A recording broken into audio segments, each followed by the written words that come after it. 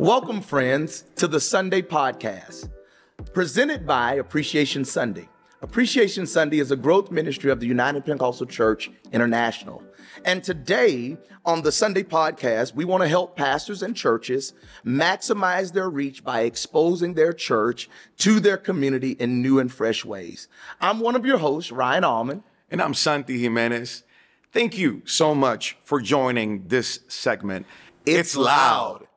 I could hear your community talking about your church. Let's talk about making good noise in your city. Hey, Psalms 105:1 says, "Oh, give thanks to the Lord, call upon his name, make known his deeds among the people."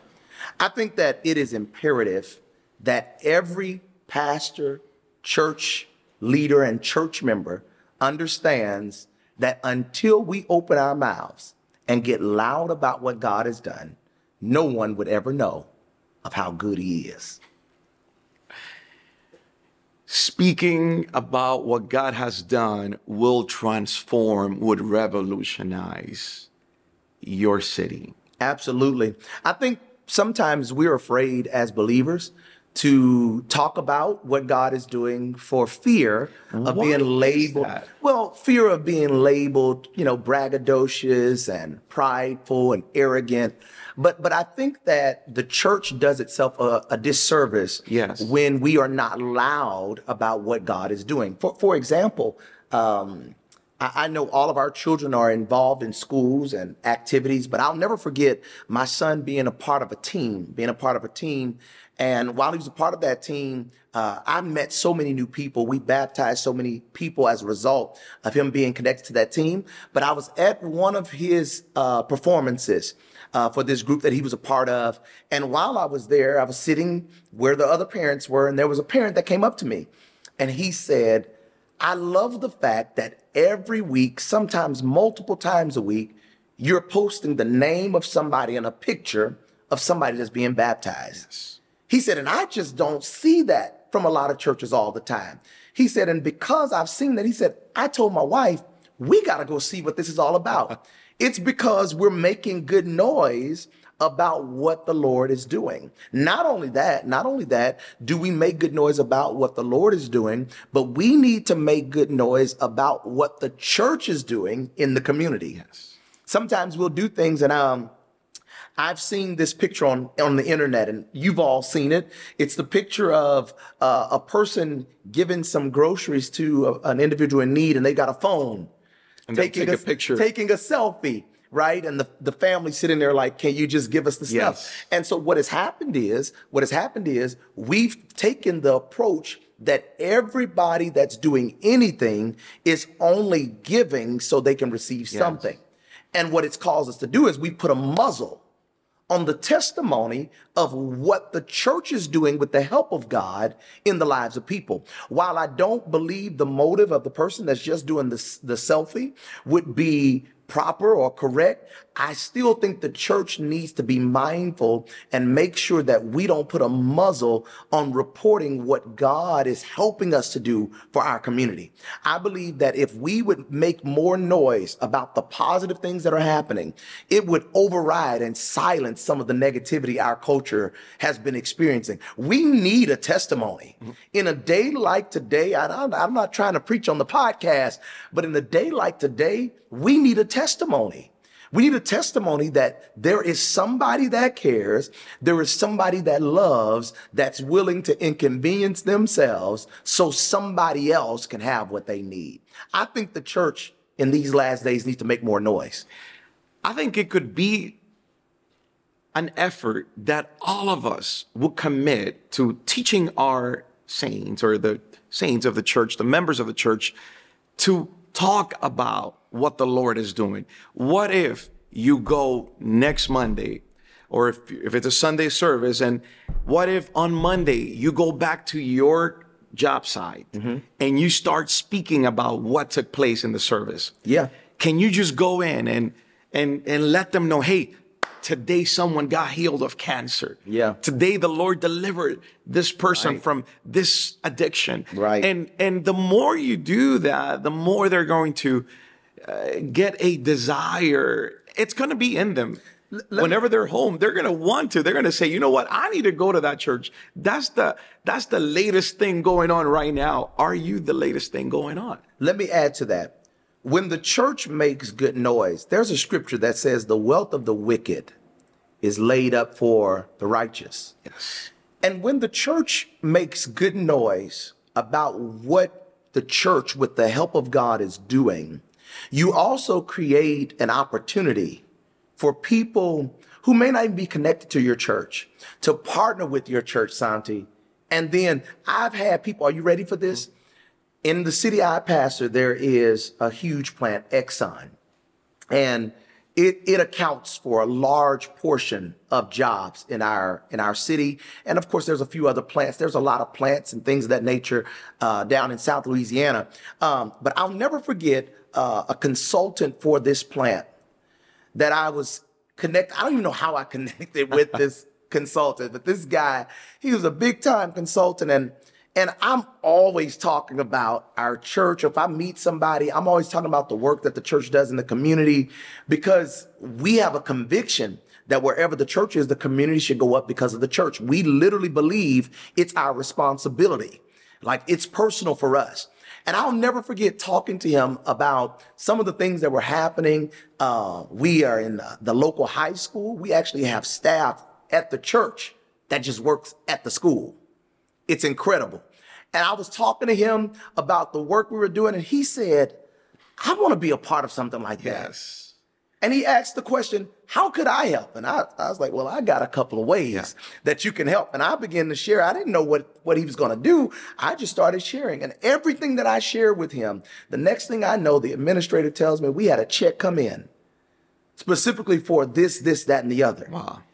And because of that, I'm not calling the person that gave the money necessarily wicked, but what I'm saying is, if we would be louder about what it is that we are trying to do with the help of the Lord in order to make an impact in our community, there may be partners, destiny partners, that come alongside us and say, how can I help make this a reality? You have no idea. People that have never responded in faith to the gospel that will fund and help you with propagating the gospel. Yes.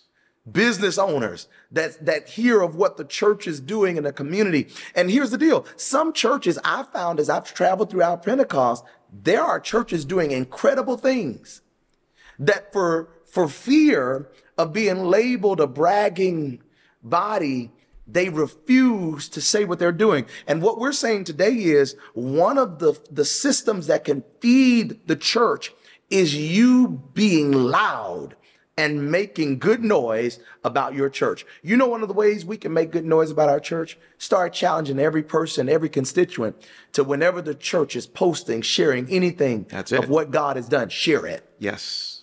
Share it. Share it with your friends. Share it till you get tired of sharing it. So you can make a louder noise now absolutely than before. That's right.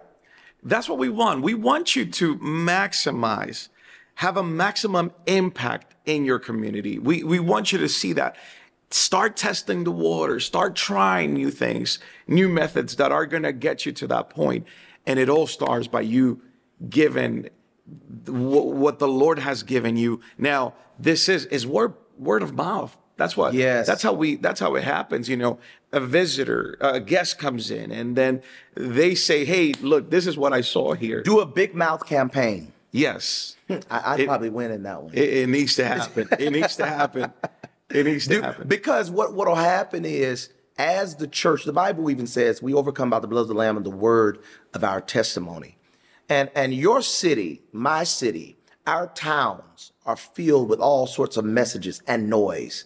There's noise. I mean, your smartphones are always dinging and going off. There's all type of noise. We've got to control, or we've got to impact or affect what type of noise our community is hearing.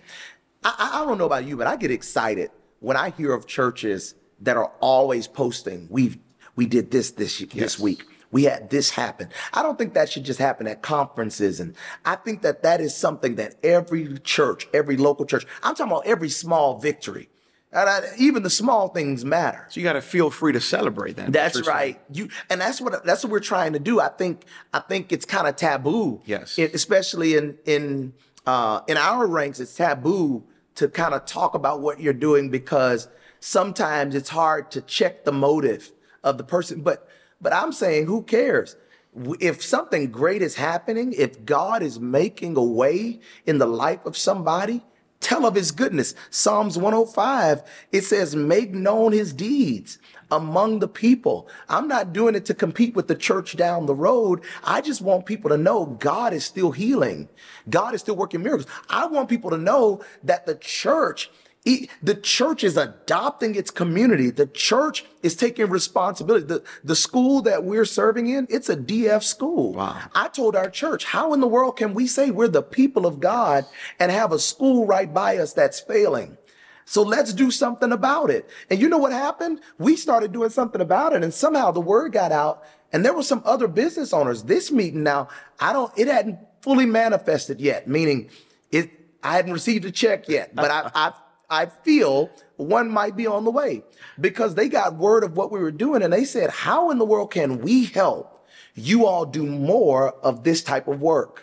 You know, even in where we just planted another campus in Maryland, recently we started recognizing that, you know, it was a food desert. It was an underserved community. It was a food desert, no major grocery store, no fresh produce. So I started talking about some of those needs and what we were trying to do within our ability. And somebody came along and said, oh, I can start supplying food every week. I can partner with you and do it. Are you hearing what I'm saying? But that need will never be out there if somebody's not making noise. It's time to make some good noise. It is. And you know, how do we make noise? How do we get to that point that we are now making noise? I think that it's all when you are real. You have to be real. Authentic on the approach of it. Sincere. And this is the reason why is because God will never expose you until you are ready. He will never expose you before your time. Talk about that.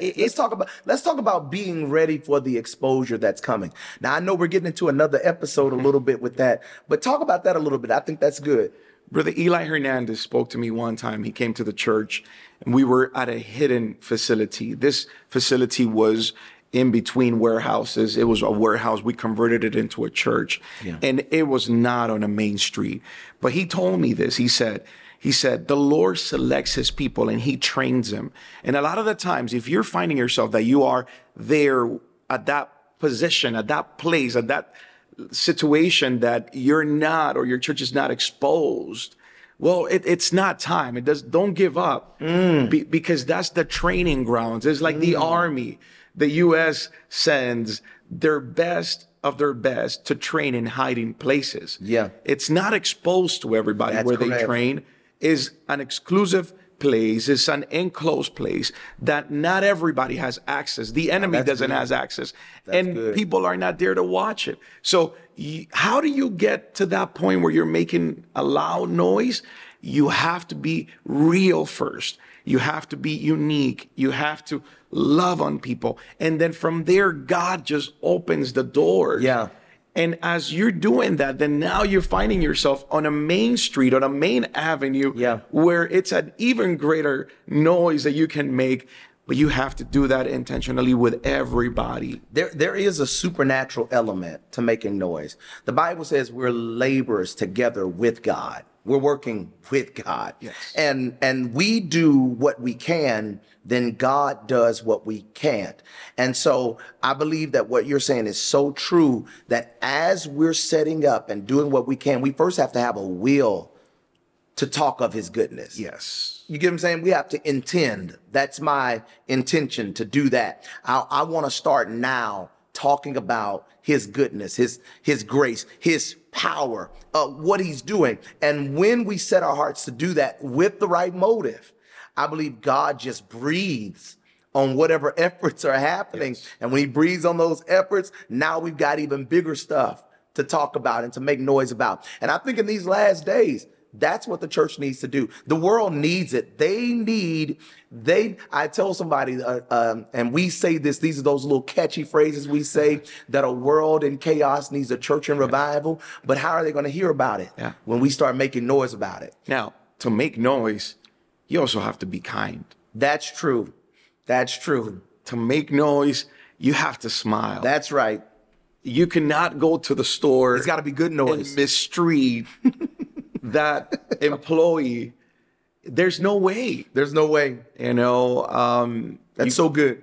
I'll tell you, there was one person that we connected to a church, and they work for a company, a cell phone company. Yeah. And at the call center, I made a phone call, and that person was actually really rude on the call. But I have a way of speaking to the people that, you know, if they're coming in with rudeness. If you can't like Brother Santy, I don't know who you can like. But if they're rude, you know, you're going to try your best to be calm. And I had a serious issue that I was trying to get resolved. But this employer must have been going through a hard and a tough situation. But what happens is that the Lord led me to be kind to that person.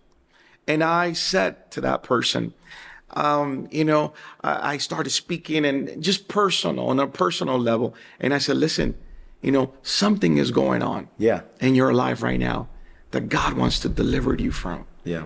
That person went on tears and they told me over the phone. It ended up, it led for me connecting with that person, connecting them to another church, to one of our local churches in the United Pentecostal Church. Yeah. And it was, you know, they said, thank you.